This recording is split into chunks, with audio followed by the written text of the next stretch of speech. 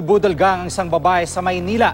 Napaikot ng mga sospek ang biktima para makuha nila ang daang libong pisong halaga ng alahas sa loob lang ng 10 minuto. Nahuli kam ang mga sospek. Nakatutok si Mark Zambrano. Walang natira sa mahigit 800,000 pisong halaga ng alahas at relos ng 68 anyos sa Silibrada, Sayo, Medinilla. Nabiktima raw siya ng budol-budol gang. Ayon kay Medinilla, nasa grocery siya ng isang mall sa San Lazaro, Maynila kahapon nang may lumapit sa kanyang babae at nagpakilalang kaibigan ng kanyang anak.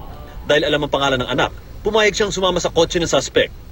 Sa parking lot, may isa pang babae na mestisang sumakay sa kotse at pinagitnaan ng biktima sa upuan sa likod. Paulit-ulit daw siyang niyakap at inalok ng $100 at 2,000 pesos ng mestisa hanggang napapayag siyang umuwi sa bahay kasama ang mga suspect. Sa loob ng 10 minuto, nalimas ng isa sa mga suspect ang mga alahas sa harap mismo ng biktima. Patingin-tingin siya isang kwarto, sinilip niya, ito palang kwarto ni Melvin, sabi niya. Tapos, may rep ka pa rito sa kwarto ha, sabi niya, iba ka talaga, sabi niya ganun.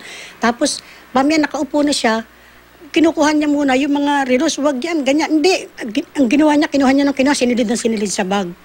Sa kuha ng CCTV ng Barangay 203, kita ang pagdating ng Honda Civic na sasakyan umano ng mga suspect. Kasama ng isa sa dalawang suspect ang biktima sa pagpasok sa bahay at siya pa mismo ang pinagbitbit ng bag ng alahas pabalik ng kotse. Ibinaba ang biktima ilang bloke mula sa bahay kung saan nagpalaboy-laboy siya na tila wala sa sarili.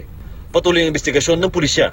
Napaka-basic talaga na pag hindi mo kakilala, wag mo silang i-entertain para hindi ka makapagbigay ng anumang impormasyon tungkol sa sarili mo at sa pamilya mo. Mark Zambrano, nakatutok, 24 oras.